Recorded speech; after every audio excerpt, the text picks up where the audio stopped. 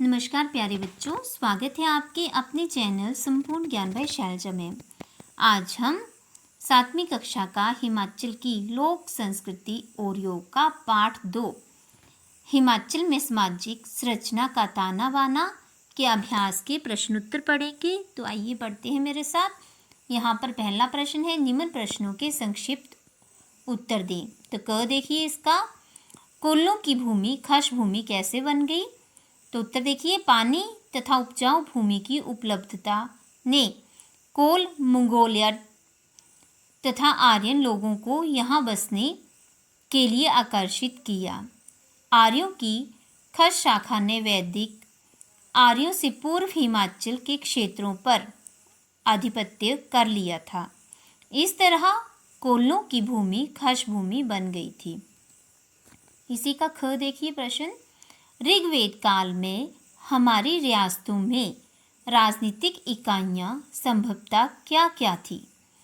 तो उत्तर देखिए, ऋग्वेद काल में संभवतः परिवार, वृंद और खुंद ही सामाजिक इकाइयाँ थी। वृंद कई परिवारों का समूह था जिसका विस्तार किया जाता रहा। इसी से जनपद बने तथा ये गणतंत्र के प्रमाण हैं। अब ग देखिए, मलाना गणतंत्र की विशेषता क्या है? महाभारत काल में हिमाचल प्रदेश का क्षेत्र छोटे छोटे गणतंत्रों में बंटा हुआ था। मलाना संभवतः हिमाचल प्रदेश का प्राचीनतम एवं एकमात्र जीवन गणतंत्र है। घ देखिए, महाभारत में हमारी देवभूमि के किन किन जनपदों का उल्लेख है? महाभारत में हमारी देवभूमि के बारे में उल्लेख मिलता है कि तिब्बत से शिवालिक पहाड़ियों तक त्रिगत, कांगड़ा, औदुंबर, नूरपुर, पठानकोट, कुल्लू घाटी, किमपुरुष, मत्स्य और कुलीन सिरमौर जनपद होते थे। नेक्स्ट देखिए, मध्यकाल तक संभवतः किन किन बोलियों का विकास हो चुका था? मध्यकाल के अंत तक जौनसारी, बघाटी, क्योथली, कुल्वी, मंडियाली, चंबियाली, कांगड़ी, भद्रवाही और पहाड़ी बोलियों का विकास हो चुका था। नेक्स्ट क्वेश्चन च, हिमाचल प्रदेश में मध्यकाल में व्यवसाय चयन और विकास के बारे में आप क्या जानते हैं? हिमाचल प्रदेश में मध्यकाल में व्यवसायों का निर्धारण करने की योजना प्रस्तुत की गई थी, जिसका प्रभाव पूरे भारत देश पर पड़ा। जो व्यक्ति जिस कार्य में प्रवीण थे, उन्हें वही व्यवसाय देने का विचार प्रारंभ में सबने स्वीकृत किया तथा इसमें व्यवसाय बदलने का लचीलापन था। इस काल में हिमाचली संस्कृति का काफ़ी विकास हुआ। मंडी छोटी काशी कहलाने लगी।